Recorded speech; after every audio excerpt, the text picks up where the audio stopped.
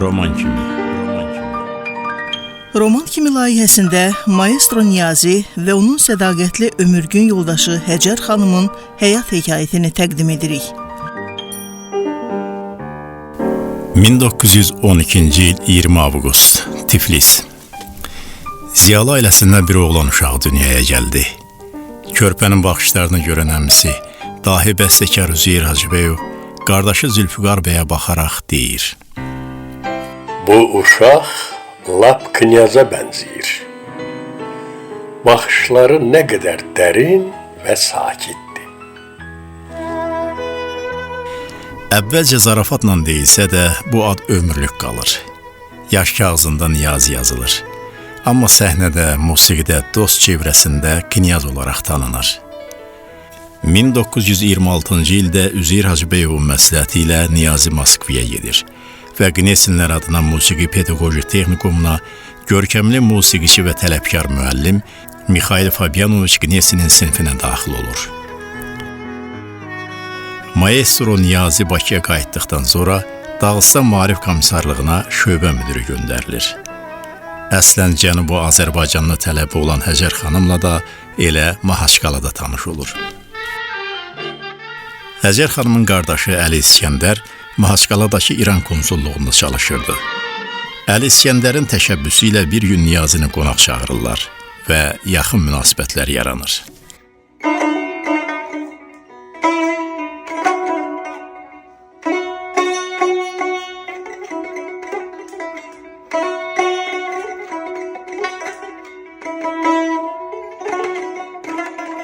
Bağışlayın, siz bunu özünüz ifa edirsiniz. O qədər duyğulu səslənir ki, içim titrədi. Bu Azərbaycan torpaqlarının səsidir. Mən sadəcə barmaqlarımla onu danışdırıram. Hər not bir xatirədir. Sanki bütün bir xalqın kədərini və sevincini dilə gətirirsiniz. Əmim Üzeyir bəy deyirdi ki, Üzeyir Hacıbəyov, sizin əminiz? O zaman musiqi sizə doğmadan da yaxındır. damarımdakı qan kimi. Hər şeydən öncə musiqini dinləməyi, sonra onu sevməyi, sonra da yaşamağı öyrətdilər. Bəs siz necə? Musiqi mənə o tayla bu tayı xatırladır. Sərhədlər çəkib yolları bağlaya bilərlər. Amma melodiyalara kimsə sərhəd qoya bilməz. 1932-ci ilin sonları Həcərin ailəsi İrana köçmək qərarı verir. Sevgi qarşısında tikanlı yollar çəkilir. Onlar səni aparmaq istəyirlər, Həcər. Bizi ayırmaq istəyirlər. Mən dönmək istəmirəm, Niyazi. Mən sənin yanında qalmaq üçün hər şeyə hazıram. Elə isə gəl, gedək.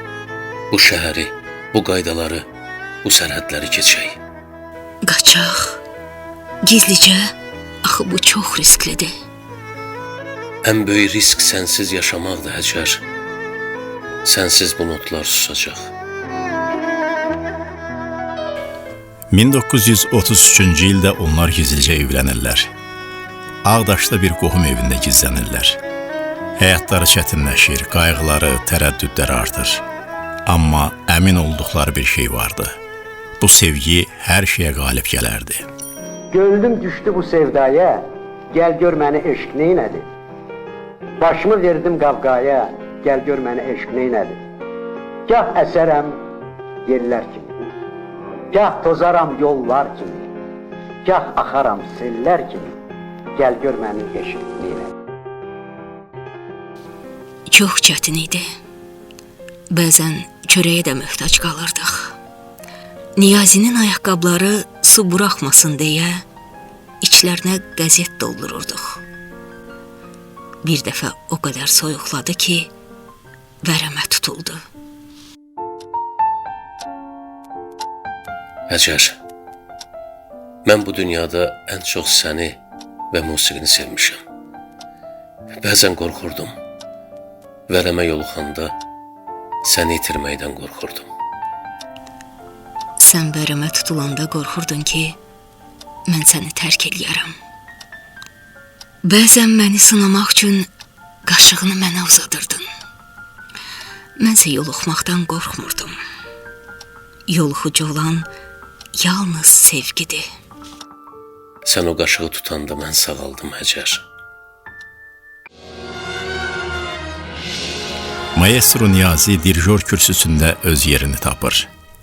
Aşıq Qərib, Arşın Malalan kimi əsərlərin yeni redaksiyası, xalq mahnılarının simfonik işləməsi, Çitra baleti və Hindistandan aldığı Nehru mükafatı. Mən dirijor olmağı planlamırdım. Amma bir əsər yazdım. Onu çalacaq adam tapılmadı. Dedim, özüm ifa eləyim. Və hər dəfə pultun arxasına keçəndə elə geyinirəm ki, sanki bir məclisə gedirəm. Bu mənim ibadətimdir. Sənin musiqi adlı ibadətin bizə saflıq və gözəllik aşılayır. Nə yaxşı ki, musiqini belə qüdrətli eləyən maestro var. Mənim Niyazim.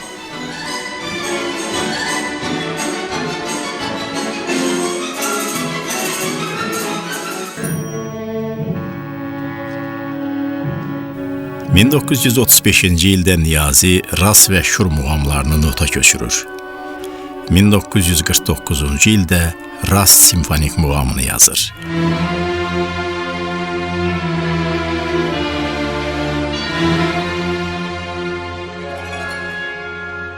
Bu əsər emosional təsiri, zəngin melodiyası və rəngarəng sədaları ilə seçilir. Ras bir çox xarici ölkələrdə Niyazinin dirijorluğu ilə səslənir. Çexiyada və Amerikada qramofon valına yazılır.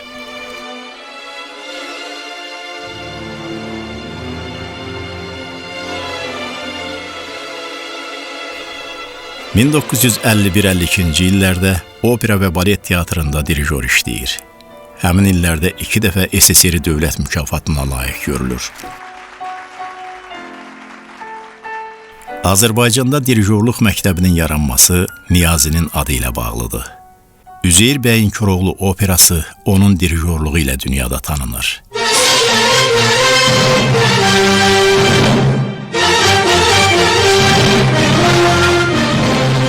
Niyazi, Nərgiz, Vətən, Sevil kimi operaları, Yeddi Gözəl, İldırımlı Yollarla məhəbbət əfsanəsi baletlərini də tamaşaya qoyur.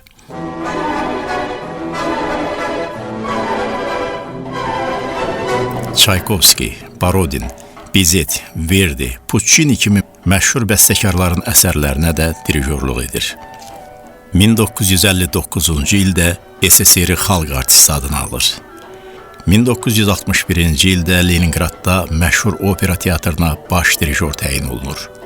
Bu, onun böyük sənətkar kimi tanınmasından xəbər verir. Niyazi müqavilə ilə xaricə dəvət alanda Türkiyəni seçir. Ankara və İstanbulda bir çox operaları tamaşaya qoyur. Sayğunun Koroğlu operasına və Yunus Əmrə oratoriyasına özü dirijorluq eləyir. Gerek Türkiye Cumhurbaşkanı Simfoni Orkestrosunda ve gerek Çaykovski'nin her zaman taze Yevgeni Onegin operası Ankara'da oynanılırken orkestro şefliği yaptığım sıralarda Türk meslektaşlarımın güzel sanatlara, insanoğlunun akıl ve zekasının bu en güzel məhsuluna ne kadar kalben bağlanarak sonuna kadar hizmet ettiklerini yerinde görüp bunun bizzat şahidi oldum.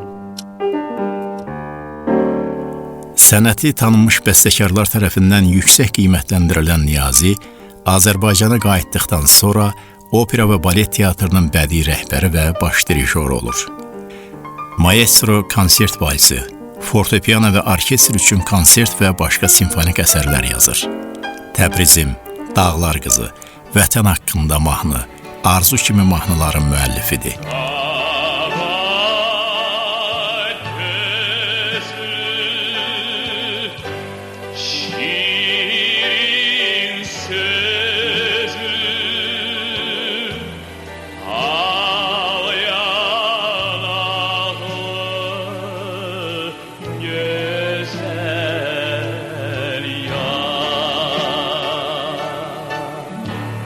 Dağlan Tifaq, Almaz, Vaqif, Polad Qartal tamaşalarına, Almaz, Kəndlilər, Fətəli xan filmlərinə musiqilər bəstələyir.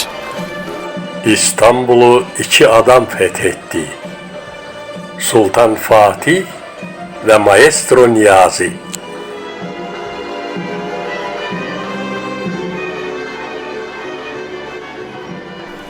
Niyazi bəyin evi həmişə qonaq-qaralı olardı.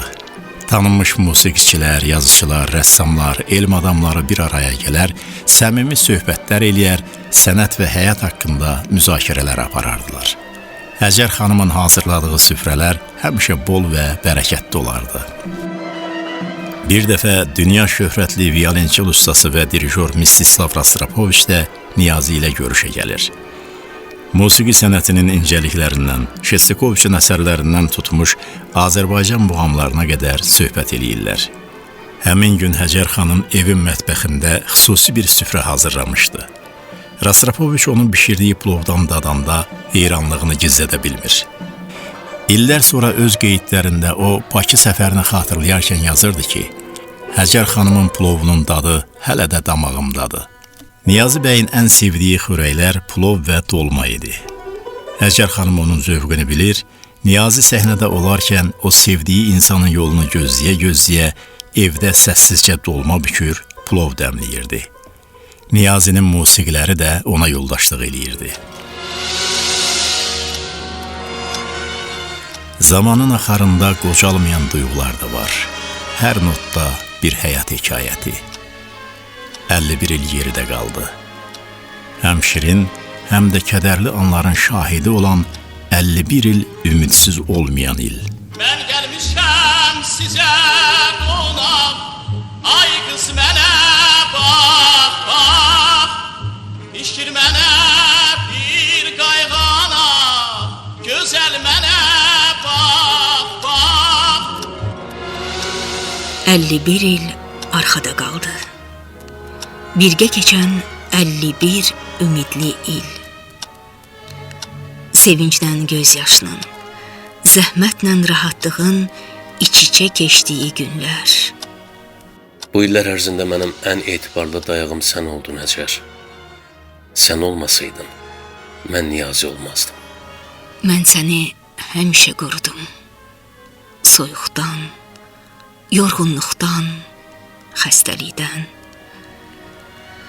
Amma bəzən içimdə bir sual dolaşırdı. Görəsən Niyazi məni musiqisi qədər sevirmi? Bunun cavabını sən yaxşı bilirsən Həcər. Bilirəm, bilirəm. Sənin sevgi dolu nəzərlərin həmişə mənim üstümdə olub. İzdihamda belə yalnız mənə baxan gözlərini hiss eləmişəm. Başqa heç bir qadın məni sənin kimi anlaya, duya və qiymətləndirə bilməzdi. Bəzən inciyirdim. Qadın qəlbi hər şeyi anlayar. Amma sənin musiqindəki hər kədərli akord mənə bir etiraf kimi gəlirdi. Sanki musiqi ilə üzr istəyirdin. Sənə çox borcluyam Həcər. Və heç vaxt səni sevmədiyim bir günüm olmadı.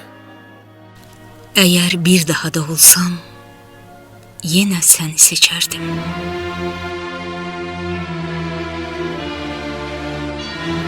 İki ömrün çarpaz notlarla yazılmış simfoniyası.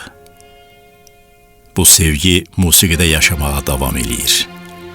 Hər musiqi səsləndikcə bu həyat hekayəti yenidən başlayır.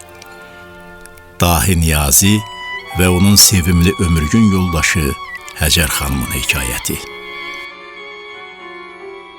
Roman kimi layihəsində Maestro Niyazi və onun sədaqətli ömürgün yoldaşı Həcər xanımın həyat hekayətini təqdim etdik. Ssenari müəllifi Günel Natiq, rejissor Ülviyə Zamanlı idi. Müəllif mətnini Səməd Yusif Canlı oxudu. Rolları səsləndirdilər Şövqü Hüseynov, Xuraman Həsənova və Əli Məhəmmədoğlu.